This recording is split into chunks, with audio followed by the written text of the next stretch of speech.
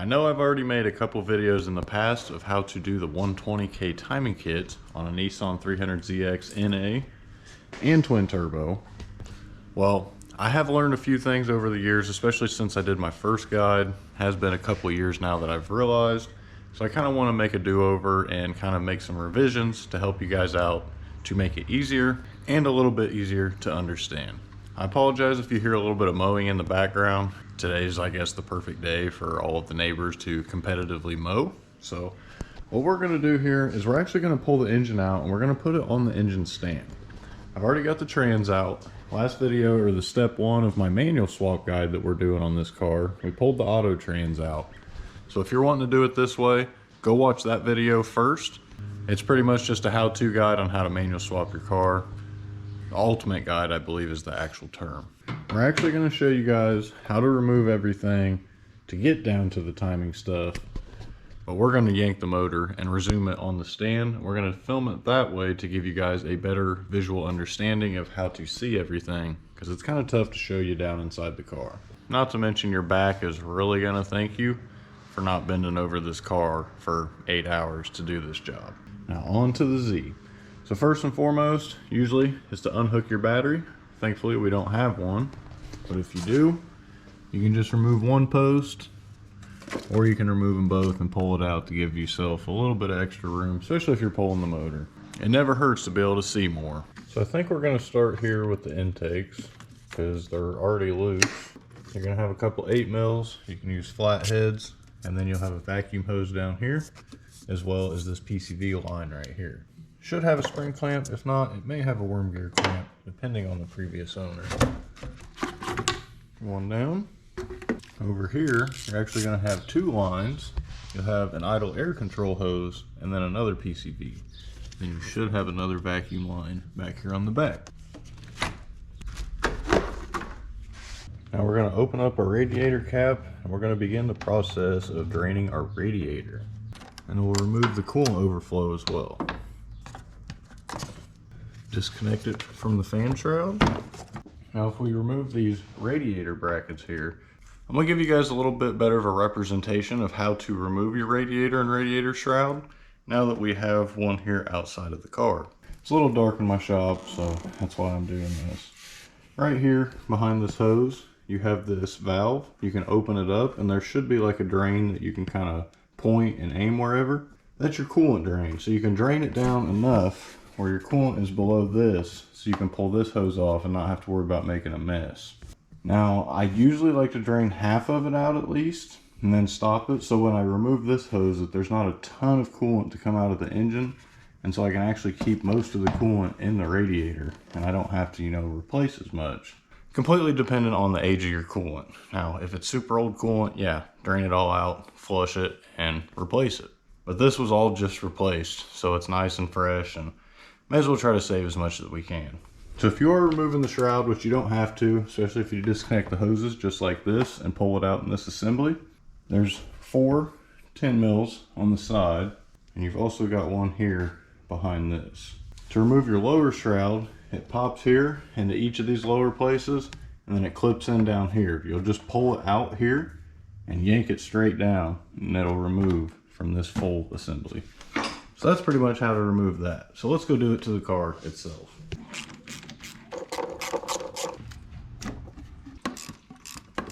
Once we have it all disconnected and we have this overflow hose disconnected, we're going to pop this lower hose off, which is about a guaranteed mess, no matter how you got it set up. So let's just get on with it.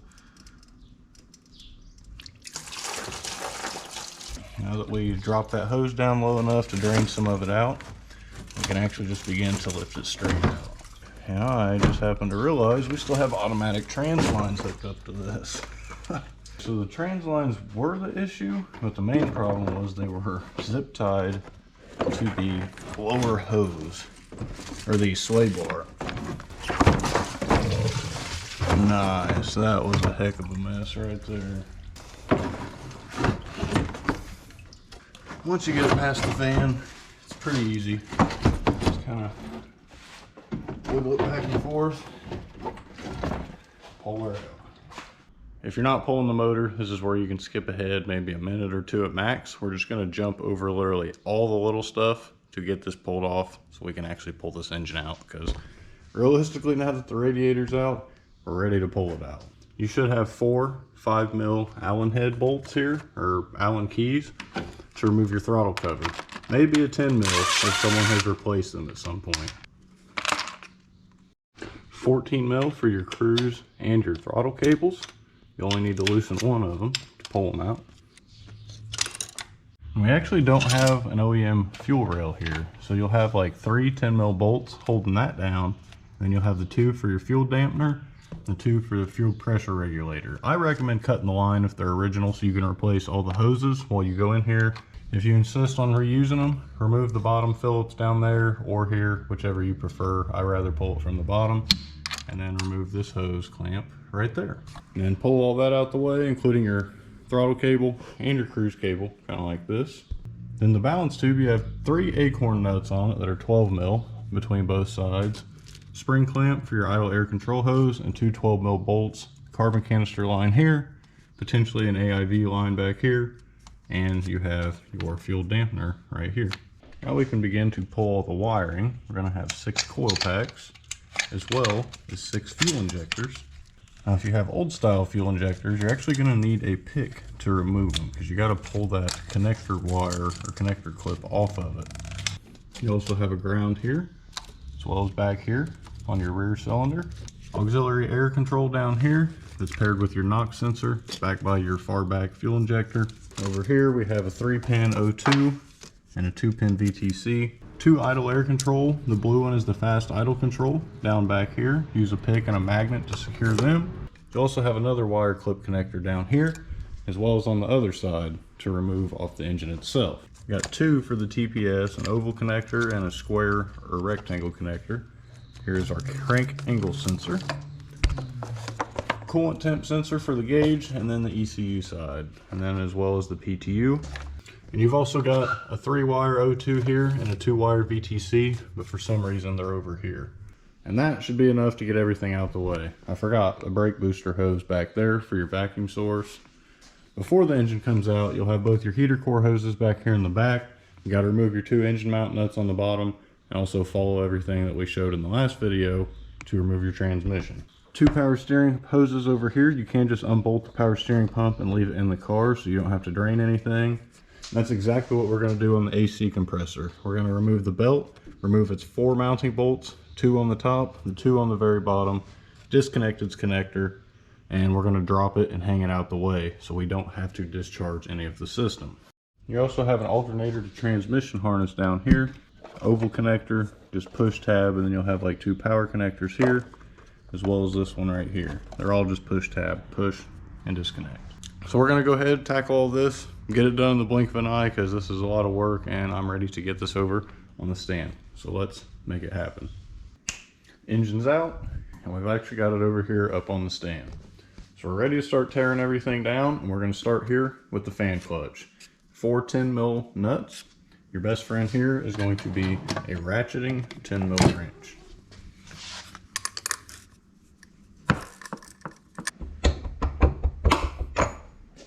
You can just pop your water pump pulley off and pretty much detension your alternator belt. There we go. Next we're going to take some pliers and we're going to move these coolant bypass clamps back if we can. Sometimes you got to wait till you get this pipe off. Yeah, like this top one up here, not going to be able to get to that. We're now going to take a 6mm Allen key and we're going to remove the 3 bolts from this top coolant hose or coolant pipe. And you also have 2 12mm down here, as well as 1 more 6mm Allen key for your bottom pipe with your thermostat. Got us a drain pan down below to catch any of our coolant. And you can just pop this off, but I'm actually going to tap it with a hammer so I can try to crack it loose before just yanking the whole thing off. If you just yank it off, you can just cause a big mess to come spilling out, about like when you just yank your water pump off. The bolts are all loose and your hose clamps are off. You should be able to just pull out on it. If you get one side out, push it in to use the leverage against that coolant bypass hose to pop it the rest of the way out. Now we can begin to remove our timing covers. So this one actually goes over top of this one. You're gonna have, I believe it's a 5mm Allen key here, one up here, and then you'll have an 8mm here, here, and here. 5mm Allen, also up here. And then you have your 8mm here. Except I have one of these that's stripped, and I'm gonna have a really fun time removing it. So we'll be back in just a moment. Now they're ready to come off. I guess we should do one at a time so they don't fall. Casualties either way. So I got to looking. It looks like we have a newer tensioner in here, but it's all the way closed. So let's spin this thing over and see if the tensioner's failed or if it's just closed all the way for maybe rotating the wrong way. It's got like maybe a 1mm gap.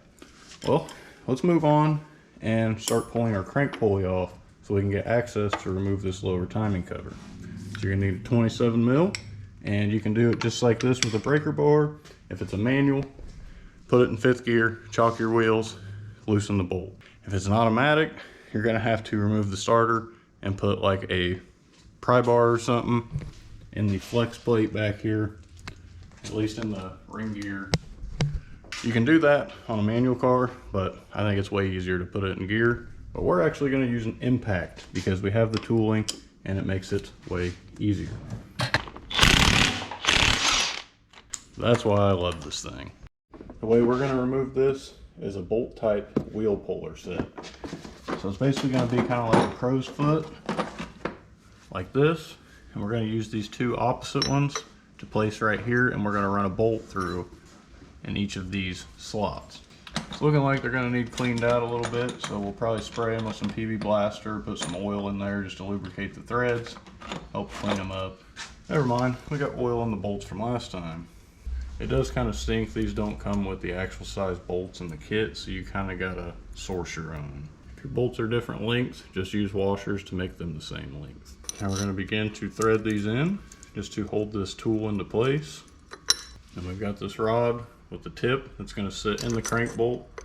We're pretty much just going to tighten this in and then snug both of these up evenly once we have pressure on that crank bolt to keep both of these even. Then as we tighten this, it's going to pull the crank pulley outwards. Now as we tighten this in, pulling pressure on our washers. Oh, we barely even have to use the wrench. We pretty much probably could have pulled this off by hand. And you'll be able to watch that gap increase. Sorry about any noise in the background. My neighbor's actually having a graduation party or open house, whatever. So they're airing up some stuff right now. Now we'll loosen both of our bolts and we'll loosen the crank pulley bolt. We should be able to pull the crank pulley off. PB Blaster or penetrating fluid here will be your best friend, especially if it hasn't came off in a while. And there we go. I don't know if you guys just heard that, but we had the Woodruff key fall out. If that happens to you, find it, or you're gonna have to buy a new one because you have to have this to put your crank pulley back on. We've got some more 8mm bolts over here. Should be here. I have one on each side on the top and one on each side at the bottom. For this one, odds are you're gonna have to remove this 12mm bolt for your alternator bracket, sling it out the way, and get access to that one. Now, if you are buying a new crank washer here, which you really don't need to unless you tear it up, always keep in mind with what type of lower cover you have. You're gonna have a beveled lower plate here if you have a 90 to 93, which has this style lower timing cover. If it's a later model, it's gonna have something that covers the whole bottom, and you're actually gonna want a flat washer there. Now this can be a little finicky to get out. Just kind of take your time and clearance it. If not, you'll mangle these tabs up. Now that everything's opened up, we'll just pull this washer off. We've got 6 12mm bolts to our water pump. We're gonna remove those and drain the rest of our coolant. However, when we go to remove these, we're not going to pull the bolt all the way out. So when we remove the pump to drain it, it doesn't come completely off and make a mess everywhere. We'll leave one bolt in, maybe backed out 3 rotations. That'll give us enough room to crack it free and make a mess-free drain situation. So we got it loose and it's not just leaking everywhere out of control. So as we pull out on it, we'll increase the flow and drain as needed.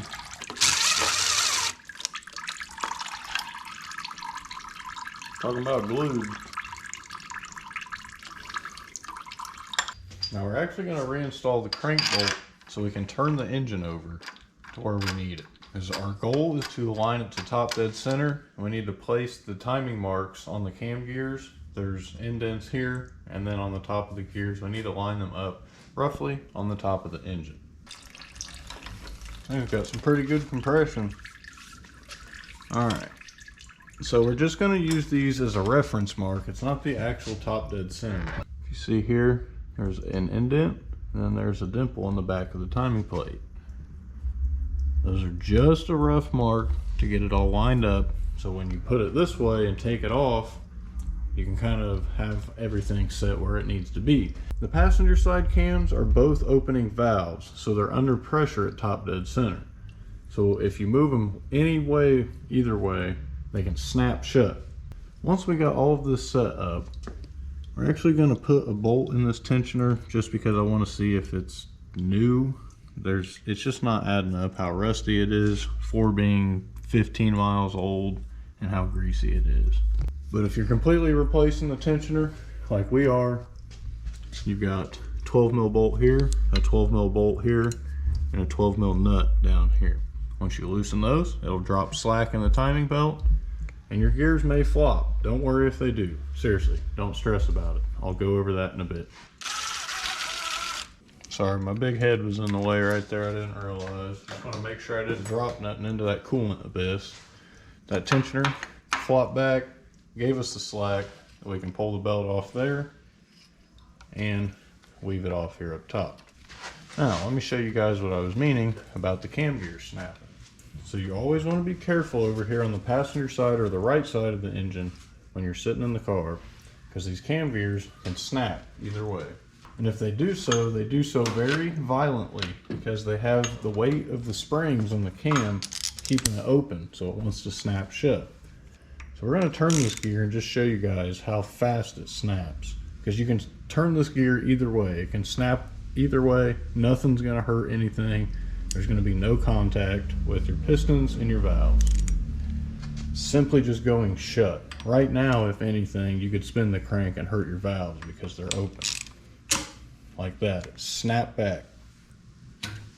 Like that. And the last thing you want to do is have your finger stuck between there when it goes, because if this one goes, it can pinch, and then this one can spin at the same time because you got caught here and move it downwards and really tear yourself up. And when they're at the resting position, you'll know, because you can rock them back and forth. At least you should. They should move a little bit.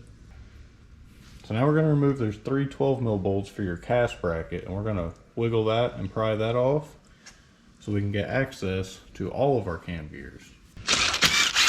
Next, we're going to take a 14 mil and we're going to pull both of these idler pulleys off.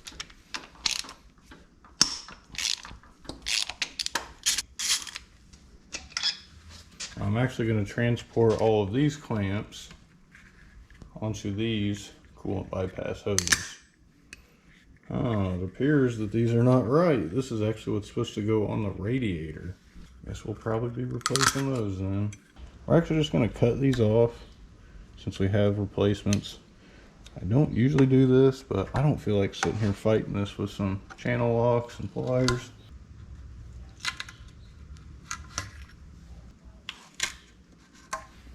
Now we're going to take a 10 mil and remove the bolt from each side. Pretty dumb of me to do. I've actually had to repair one of those that was snapped before. So unless you know how to drill and tap, just use a ratchet and feel it out. I reckon we can pull our thermostat now too. We can move on to our cam gears, because once we get our cam gears all off, we can remove our rear timing covers and get access to our cam seals. Once we're done with them, we'll move down to our crank seal. Before we have to tackle it later, let's grab an adjustable wrench. I believe it may be a 17 mil, and we're going to remove both of these shouldered bolts that the timing covers actually thread into. Now these 11 mil bolts here on the exhaust cam shouldn't be that tight. It's like 12 to 15 foot-pounds, so you can break it without actually using anything to keep the gear from spinning. Or you can put a socket through with an extension on the rear 10 mil bolt for the timing cover and keep it stationary while you move it around. So here's a better look at those 10 mils that are behind. So I do the same thing over here for this intake cam, especially when it comes to installing this cam gear, because it's 90 to 95 foot-pounds to tighten it down. Now this right here is one big reason that I remade this guide, or even considered remaking this guide, because previously I had it where your valve cover was off and you actually used a wrench to hold it in place, and it really leaves you susceptible to breaking or deforming the head casting and allowing your valve cover gasket to not seal properly. I should have thought about that a little more back then when I did it, but that was the only way I really know to do it. Now, like I said previously over here, we just stick a 10 mil socket on a ratchet so we can hold it as we tighten this down. So you can do that to remove it, but however, I'm blessed with an impact, so I'm going to use that to remove it, and it's going to be very easy. Let's grab us a 7 mil for a 1/4 inch, and let's remove these 4 bolts for this VTC cover. Now be careful if you go to loosen this up and it doesn't start prying the cover out, because the tension of the spring can go sending this thing off into orbit. Like right now, there's nothing in it. It's not popping out. Don't trust that. Just like that, pushes it out. That O-ring probably has been stuck because it's never been changed.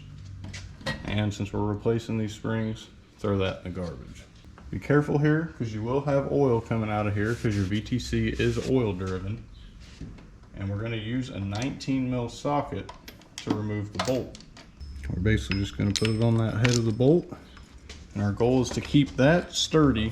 So we're going to work against ourselves while we loosen with the breaker bar. Man, I need a bigger breaker bar. I don't have enough leverage. But you guys get the idea. It's definitely possible, and I always do it when it comes to retorquing it. Having a friend hold it is way better, because you got his strength holding that, and your strength loosening the bolt. And that's why I use the impact. Since this is oil driven or oil operated, it'll always be lubricated and should be pretty easy to remove. Let's pull these 4 10 mils. Also remove this timing cover.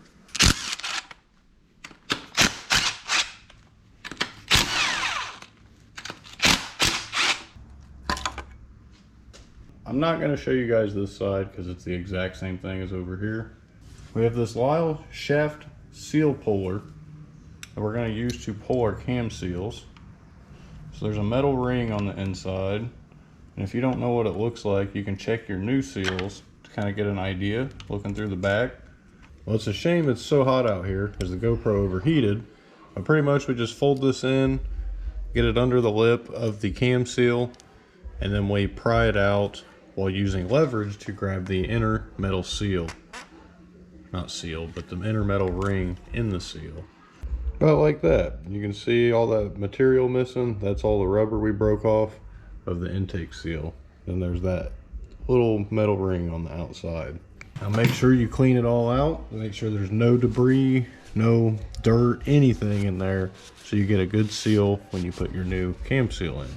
I guess I should say get a good seat when you put your new cam seal in.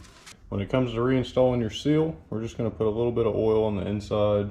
Although it's not really necessary, a little bit helps for your intake, but it's not necessary because it doesn't actually hug the camshaft. It's basically just going to be in there for when we put the intake gear on.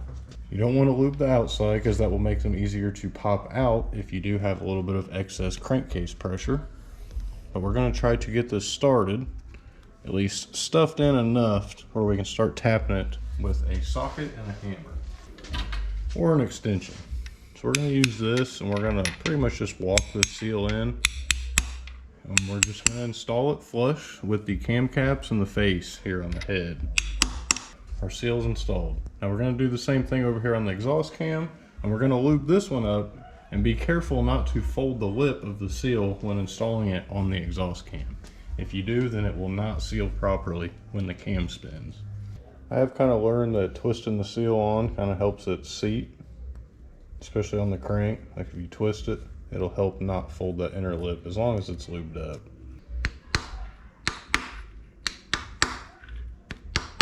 Nice and flush. And now we're going to go ahead, do the same thing over here on this other side, and then we can finally clean these rear timing covers and get them ready to put back on the car. So we got everything cleaned up, torqued, or at least tightened back down, all pretty much hand tight, just snug, and we're officially oil free with all 4 new cam seals.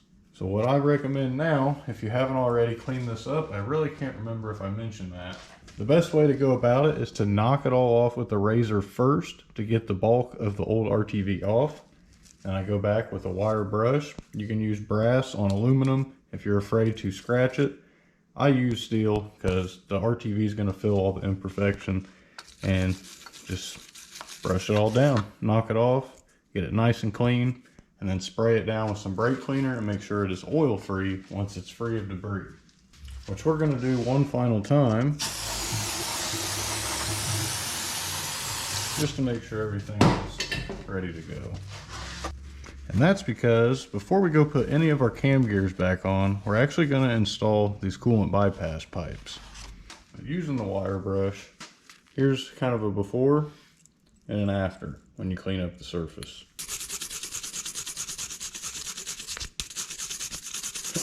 We're going to do the same thing with both of these. Spray them down and dry them off. Now these are not side specific, they both go either way, so don't worry about that. Now we're going to grab some ultra gray RTV. Now I believe you can use blue for water passages, but I always use ultra gray. Since we don't have a useful tip, we're just going to smear this on. Be sure to put enough that it's going to make a good seal. Just enough that's going to squish out when you go to hand tighten it down. Take our 2 10 mils. We're going to use a socket to thread them in, basically to hold it into place so we can evenly walk it down and make sure that it seats correctly. You don't want to smear all your RTV off on accident. So now we're going to start to bring it in, and we're going to tighten it until we can see the RTV smush between the 2 surfaces. You just want to do that hand tight, make sure it's squished all around, and then we're going to wait an hour and we'll come back and torque it down to like 5 foot-pounds or something, which is basically just hand tight. Now before we install our exhaust cam gears, it never hurts to put some oil on it or something to kind of help lubricate it and keep it from rusting. Since it is metal on metal here, you can see there's surface rust on the front of the cam. This will also help the cam gear come off a little easier next time. And you're going to make sure that that dowel right there lines up on that alignment dowel, and it'll keep your cam gear where it's supposed to be. So before you thread any bolts in, twist it and get it to seat. Once it seats, you can begin to thread in your bolts. Just gonna snug up the bolts, and we're actually gonna torque them down after we get the belt on, although it's not 100% necessary. There will be a full dedicated section to the torque spec of every piece here. I'm not gonna cover it as I go, just consult that, because I'm going to show you the actual factory service manual, and you can screenshot it or pause the video to check it out too. Now for the intake gear, it's the same kind of thing. You have a dowel here and a locator in the cam gear. You want to make sure you get them lined up. You can spin it around, but it's not going to go on until that actual dowel lines up. Once it is, you'll actually move the cam when you go to twist the gear. Although not necessary, I'm just going to lubricate between this washer and where it goes to the cam gear. Then we can install this 19 mil VTC bolt. Now before we go tightening down our cam gears, or at least our intake cam gears, because we do those before we put the belt on, we're actually going to install both of our idler pulleys, and we're going to hand tighten our hardware. So basically it'll be ready to be torqued whenever. We're going to use that strategy that I was referencing before, where we're going to torque it while we hold it with this socket. Again, 2 people here is going to be ideal. Ah, there we go.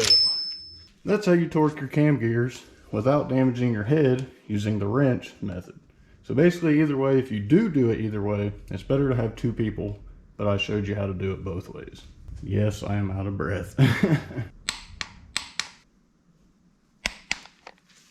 Before we go to install these plates and our VTC springs right here on this bolt, we actually need to pull this O-ring. We need to replace it.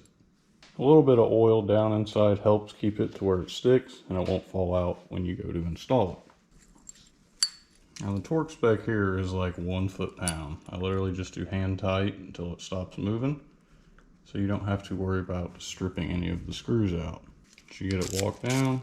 I just do the 2 opposing screws, and then I catch the other ones up. Now literally, just tight. You know when, don't force it past. Such a small bolt. I think it's time. Nope, never mind. We're actually moving down here to the crank gear before we install our timing belt. Have to change that crank seal. We can't contribute to all that excess leaking, and especially to get everything dirty after we just cleaned it. Usually when it comes to removing this sprocket, you're not always going to have a very good time. So a lot of times people will drill on opposite sides and they'll tap it with like an M6 bolt. So that way they can use kind of the puller type that we use to pull the crank pulley to pull the gear off to reuse it. You can definitely do that. However, about every time you buy a 120K timing kit, it comes with a new gear. So you may as well just cut it, lop it off, and use your new gear. So basically what you're gonna do is you're gonna find the gear slot or the valley above the keyway for this crank pulley or this crank sprocket. So basically you're gonna cut in here through this rib and try to get as close to that keyway as possible. Now about a halfway worn out 4-inch or 4.5-inch cutting wheel is perfect, because you can actually get in and get the most penetration before you actually risk hitting the crank or the oil pump. So that's all you're looking to do when you're cutting this. You're just making sure you don't hit the crank and don't hit the oil pump or the backing plate. Backing plate's not terrible, you can always get a new one. But if you're extremely lucky, like we pretty much are here, we're able to slide that out at least a 1/4 inch. So what that means is I'm gonna lube up this front side of this crank snout so we can try to make this thing slide off as easily as possible. And then we're gonna grab our 2-pound slide hammer from Harbor Freight. We're gonna get behind this sprocket and we're gonna slide it off. And for this, we're just gonna use this little 90-degree attachment so we can get behind it. Looks like we can pretty much pry it off. Now I don't recommend doing this, especially if it's not coming off nicely. Don't pry against your oil pump housing because you can damage it. And if you damage that, good luck, because you're in for a way bigger job than you're in here for right now. Wow, I wish that happened every time. I'm sure that hurts some of your guys' feelings about as much as it hurts mine. Now we're gonna pull our rear flat timing washer off. The rear washer is always flat. Only on the early models is the front concave. On late models, you actually use 2 of these same plates, one for the rear and the same one for the front. Yep, this seal looks pretty old. I never like when seals are original because they're always real tough to come out. Cross our fingers. Ooh. Man, why can't they all come out like that? That's what I am talking about. Now we're going to grab our brand new OEM crank seal. Part number right here. And these actually come pre-greased in the center. Now the seals are the exact same size between the cams and the crank. Sometimes you'll get whichever ones the vendor has in stock. You may not get the specific one that you're after. I've gotten 5 crank seals in place of cam seals before.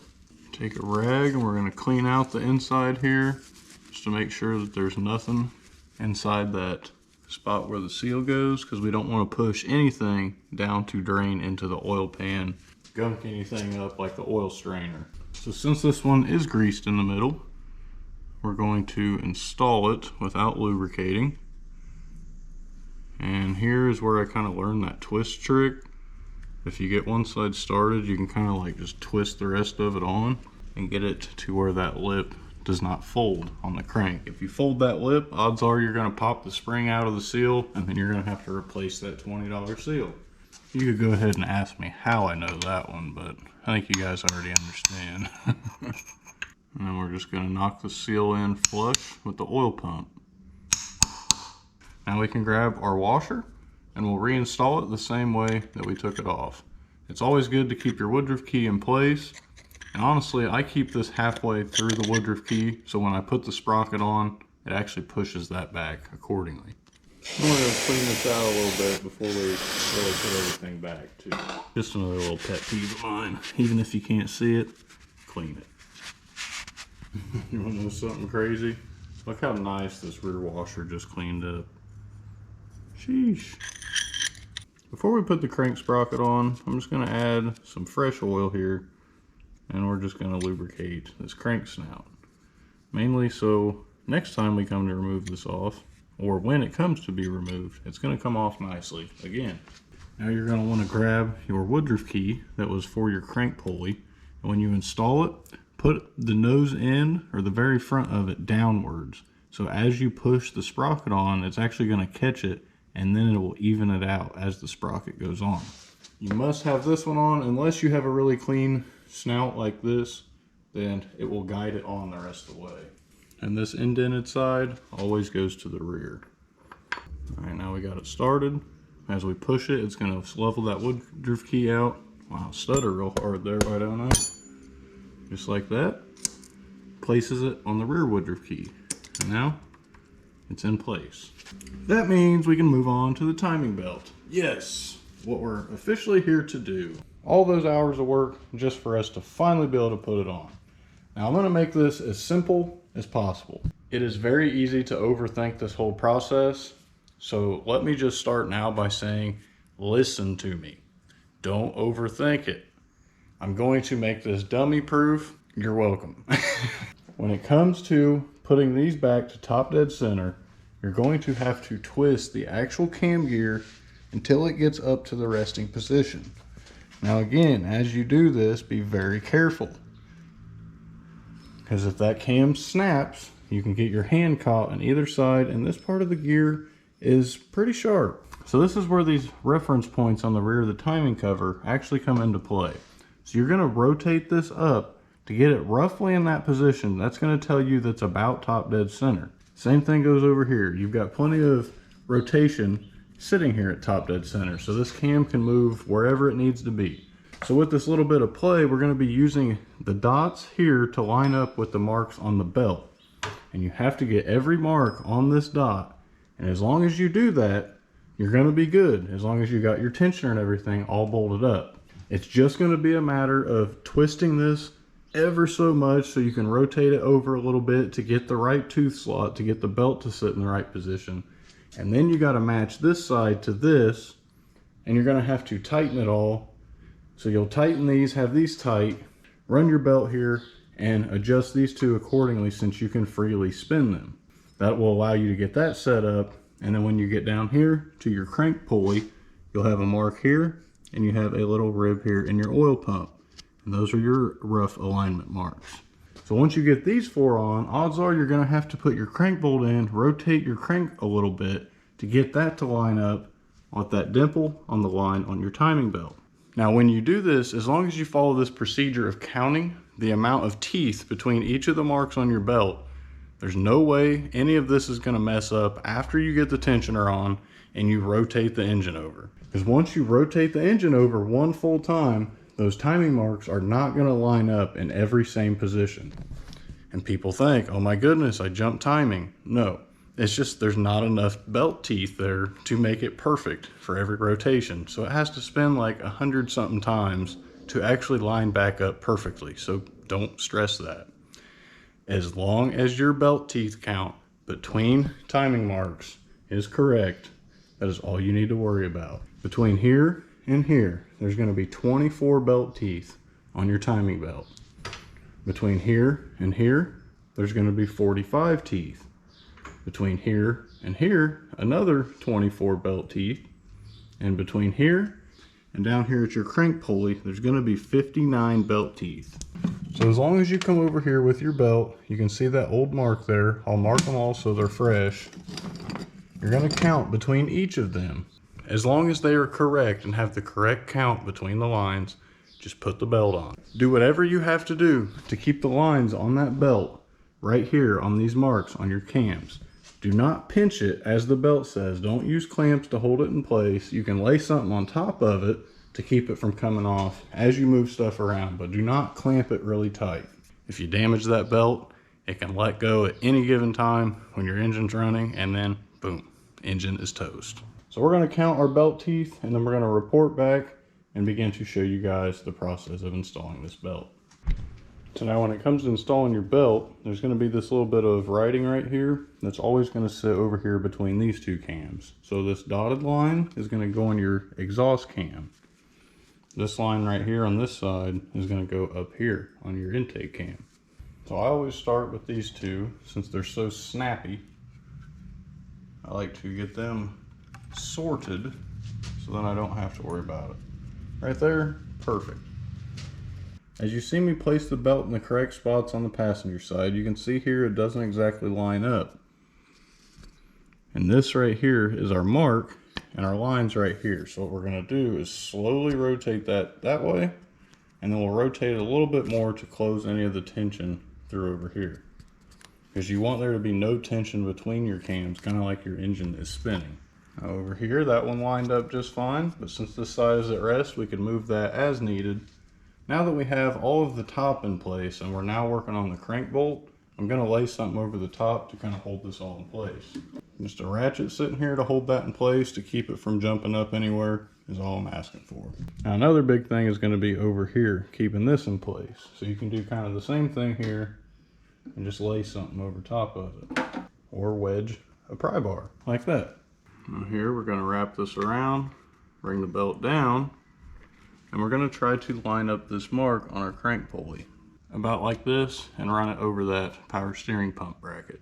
So now when we put this over here on this pulley, we have a little bit more room to try to line this up. And just like that, we've got it lined up. So what I'm going to do to keep any of this slack over here from moving that mark on the timing belt, I'm actually just going to jam something down in the oil pump area, like a screwdriver. Just going to sit that there so there's no room for that to slip and come out. So if you look, there's a little bit of slack here, and then we have slack here. We need all the slack to be over here so we can install our tensioner and actually have room to push the belt in. So what we have to do here is install our crank bolt, and we're going to rotate the engine while keeping all of the spots on the cam gears tight to take up this little bit of slack and put this slack over here. Now if you move it too much, these cam gears are going to snap this way, and then you have to go back, reset it, get them in the right spot, and that's where this kind of gets annoying. Not only with that, but setting the tensioner, because it takes a couple tries. So I'm just going to use an adjustable wrench here to turn this over a little bit. I'm going to turn the crank until it tightens up all of our slack. And you'll know as soon as the slack goes, because you'll see everything else rotate just a little bit. All right, I've seen the tension over here close a little bit, so that means we pulled this gear in slightly, so I'm done there. We're going to try to put our tensioner on so we can solidify this belt where it's at and not have to worry about our belt count or belt teeth count anymore. So we're going to grab the timing tensioner, and we're going to install this, and we'll put that stud in. And we can actually push this up and mount the 3 bolts or the 2 bolts in the 112 mil holding the tensioner, and we can get this kind of in a rough position where it's holding it, and then everything's going to be tight, and all we have to do now is start playing with the tensioner. Now there's actually a 10 mil stopper bolt that's going to close this gap on your tensioner. So this is the tensioner gap that we're going to be reading to know when the tension is just right and we're able to pull this bolt over here out. So basically I'm going to use this bolt to tighten this arm down to about 2 millimeters, because 4 millimeters is the gap that we're after. You want to wait like 15 seconds or so between every quarter turn of this bolt, because the pressure of this tensioner can actually break the bracket of the timing tensioner, and then you'll have nothing to use over here to tension it with. Then you got to replace the bracket, and you got to find a good used one to do so. Most of the time people just throw them away, so keep that in mind. Once you get that about 2 millimeter desired gap, we're going to snug up these bolts as we tighten the tensioner in, and I'm actually going to push the tensioner with maybe like 7 pounds of force. I'm just snugging them. Impact's not going to hurt. I'm just trying to keep it stationary so that way I can let this bolt out, and as we let the tension out of the tensioner, we'll be able to crank the engine over and see what our actual tension is. This is where the timing job gets a bad rap on the VG. So basically what we're going to do is we're going to turn this over 2 full rotations. So now that we've cranked it over at least 2 full times, we're going to take an Allen key and we're going to put it in between this tensioner arm and we're going to check our gap. We're after a 4 mil, so if you can place your 4 mil in and it's too big, we're going to have to tighten this stopper bolt back down farther and push the tensioner in harder. And you got to find like the perfect balance between the two. So I always put my tensioner gap at 2 millimeter, and then I just adjust the amount of pressure I put on the tensioner to relieve the tension on the actual belt. You'll do this over and over until you get this gap to be 4 mil. However, you can't do this immediately. You have to wait 5 minutes after setting that before you turn it over 2 full rotations to measure the gap. That's going to give you your accurate tension. Since that was the first time I put it on, I know I took up all the slack out of the belt, so I have to actually reset this tensioner appropriately. So when we do this, you don't really have to, but I'm going to move it all back to top dead center before I remove the tensioner and reset the gap. Now we're about top dead center. Let's tighten our bolt up and get that desired 2 millimeter gap before we loosen up those 3/12 mils. So now that we've got it tightened back down to about 2 mil, you can see the amount of slack we have in the belt over here. So now when we push this in, we'll actually probably be able to get it here the second time. And watch, when it loosens, how much it's going to move. Yeah, it jumps quite significantly. So we're just going to tighten it back down. And then we're going to loosen the stopper bolt again. Stopper bolt's backed out. Let's turn the engine over 1 full rotation. 1 rotation later, we've got our gap here. We're going to check it. And we're really close to 4 mil. Now this is when I will wait the 5 minutes, and we can actually close up that little bit of extra gap by waiting and allowing the tensioner to relax. The actual spec is like 3.6 to 5.4 millimeters if I remember correctly. So even if it's just a little tight or a little bit bigger than 4 mil, you're going to be good to go. This whole back and forth process is what takes this whole thing so long. And as long as you just take the time, double check, triple check, you're really going to be good to go and you have nothing to worry about.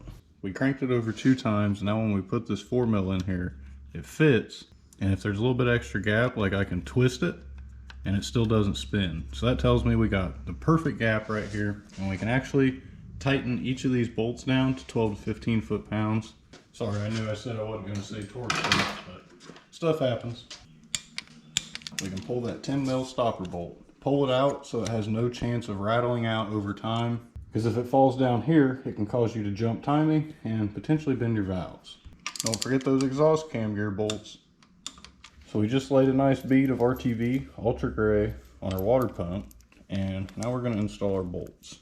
So basically, the one that goes all the way up here is actually going to be the one that has the shoulder, which is this guy right here. So we're going to do the same thing that we did up here to these coolant bypass hoses.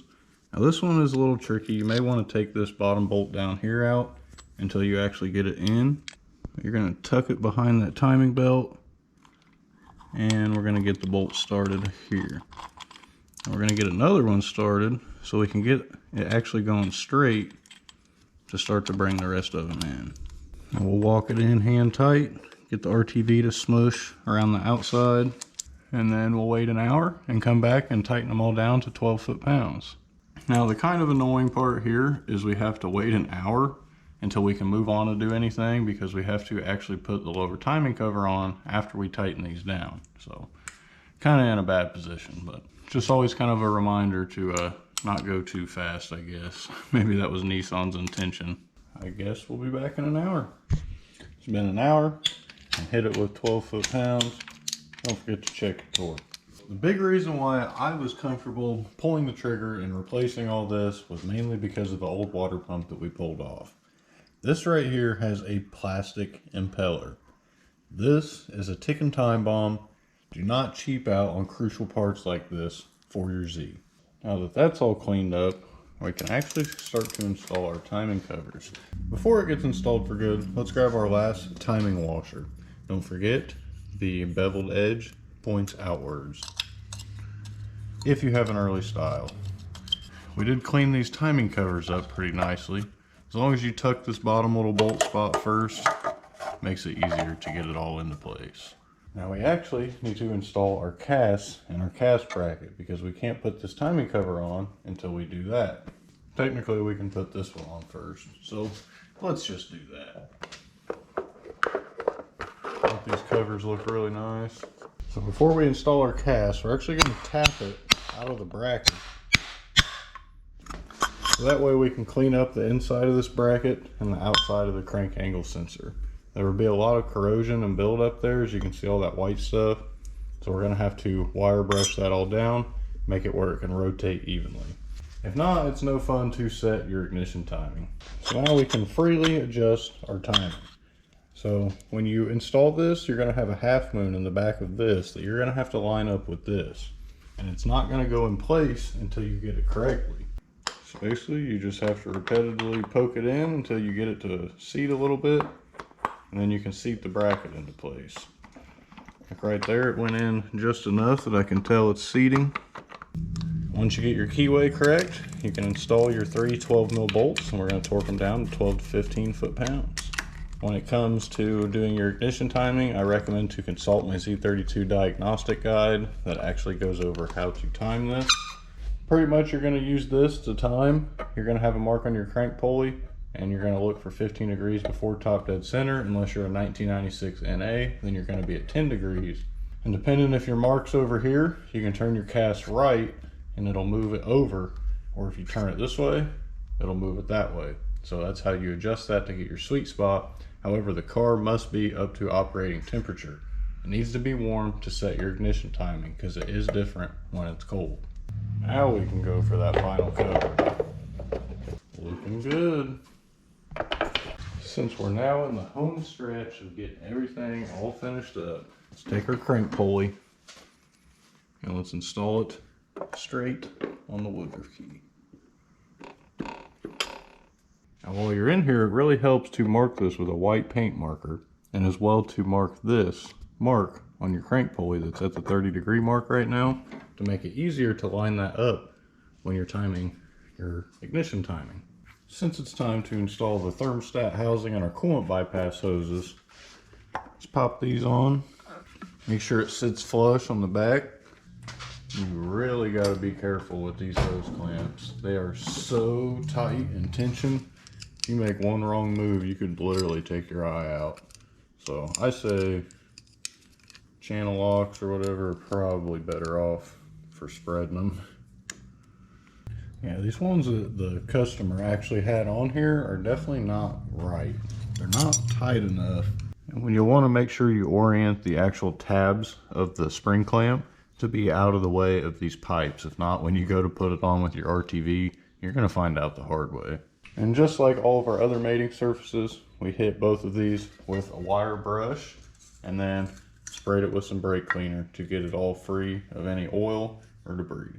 We're going to go ahead and use Ultra Gray on these as well. We use Ultra Gray on everything that is water related. Now before we put the pipes on, we have to install our thermostat. The funny thing is I did a in-car video of how to do this timing kit a couple of months ago, and don't know why I let someone confuse the living crap out of me.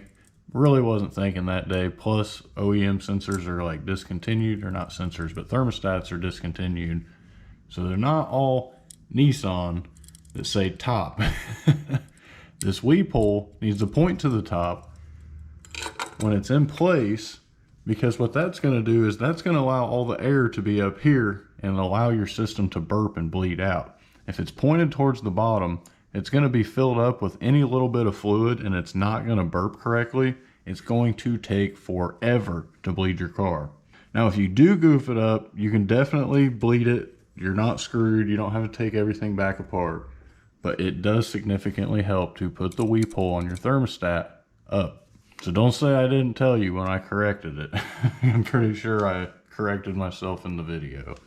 And we will be installing this pipe first, so that way we can move these hose clamps a lot easier. And then once they're in place, once we have it all finger tight, we can actually come down here and put that thermostat pipe on. Once you've got your bead of RTV on, we're going to focus getting these pipes started without smearing RTV all over everything. Very easy to do. So we're not going to push it all the way. We're going to kind of work it on almost all the way. Now we're going to take our 3 bolts and we're going to thread them in. And we're going to aim this straight to where we can get all 3 of them started so we can begin to tighten each of them down and kind of pull the pipe inwards. Now just get them all started so you can evenly walk it down. If you go to tighten this down and you pull one side too fast, you can kind of like cockeye it, and then you can actually get this stuck and not be able to pull it out. Very frustrating. And I mean very frustrating. Just continue the same RTV method. Just tighten it down hand tight till you see it squish around the flanges. And then we'll wait an hour to come back and torque it down to 12 foot-pounds. Now we can move our hose clamps back. Now my biggest thing with these hose clamps, the spring clamps, you got to make sure they actually seat evenly. If they don't, you could definitely have a leak because it could be like off-centered. Now for this thermostat pipe, since there's 2 studs down here, I'm going to use them to guide the actual pipe, and then I will thread in this one Allen head bolt, or Allen key bolt. Once I know that's on, and I can walk it down to start to squeeze out some RTV on this side, then I'll follow up with our washer, crush washer, and the 12mm nut. Now we can do our fan pulley, water pump pulley, whatever, same thing. So you'll just line those bolt holes up and then reinstall this. I gotta replace this because it's so stinking cracked, but basically that 10mm ratcheting wrench is gonna be your best friend. When it comes to tightening your belts, it's pretty simple. So you're gonna have a mount bolt on your alternator and your power steering pump. You're gonna have an adjuster nut, which goes through here, the same thing that's right back here. So you're gonna loosen that after you loosen the mount bolt, and then you're gonna adjust this outwards to pull this bolt out, and it may be a little stuck, so you might have to tap it to move it inwards, and that's how you're gonna detension it and move your pulley inwards to get slack in the belt to take it off. Or after you put the belt on and you tighten this bolt, you'll get it to your desired place, check your belt deflection. It's better to start loose and tighten it accordingly than to over tighten it and potentially destroy your water pump. Just my 2 cents. Once you got your right tension, you're going to tighten the tensioner, and then you're going to tighten the mount bolt. But over here on the AC, there's no actual AC bolt. You're going to have the 4 mounting bolts to keep it in place, and then you have this tensioner or pulley. You loosen this to allow it to move up and down, and then you have that same adjuster bolt on the bottom. As you tighten it, it'll pull it downwards, but if you loosen it, you'll be able to push it up. So here's the timing belt section on the factory service manual. It'll tell you all the torque specs. Down here is the guide or the key, so you know the sequence for all the torque specs depending on where you're at in the world. And it is missing the water pump, which basically all the same size bolts are going to be the same torque spec. So another way you can kind of think of that. Now that we've got to wait about an hour to come back and torque these down, I'm going to kind of go over the crank pulley here because this really is going to pretty much wrap up the rest of the video. As you could probably guess, this isn't going in the car right now. So we have to do the oil pan, a few other odds and ends. I got to clean up all the bracketry. I got to order some new motor mounts. Wow, that's completely trashed. So we've got a few more things to buy. We're replacing the knock sensor as well. So we're actually going to drop the valve cover gasket portion of the video in its own video to help people, you know, just get straight to the point with the valve cover gasket, so I can go really in depth about that. Reason being, it's kind of a weird thing. It's really easy to mess up, and I'm going to do it outside of the car to give you guys a little bit more of a visual representation to understand, you know, all the nooks and crannies you need to take care of before you reseal it. And if you need to put all this back together, just do the complete reverse of how you took it apart. Just take the video back and rewind it back and put stuff back in that order. And then your 120K timing kit is officially complete. Now when we come down here to the crank pulley, manual cars are very easy to tighten down. It's the same way that you took it off. If it's in car, that is. You put it in 5th gear, you chalk the tires, and you tighten the bolt. Super easy. And you'll tighten it, I think it's 159 to 175 foot-pounds. So I usually do like 165 or something. But if you have an auto, good luck, Charlie. when I was doing Derek's car, I had the biggest issues trying to do the belt wrap technique. Never worked. People always cross a belt around on another pulley and let the belt pretty much work against itself to allow you to tighten this bolt down.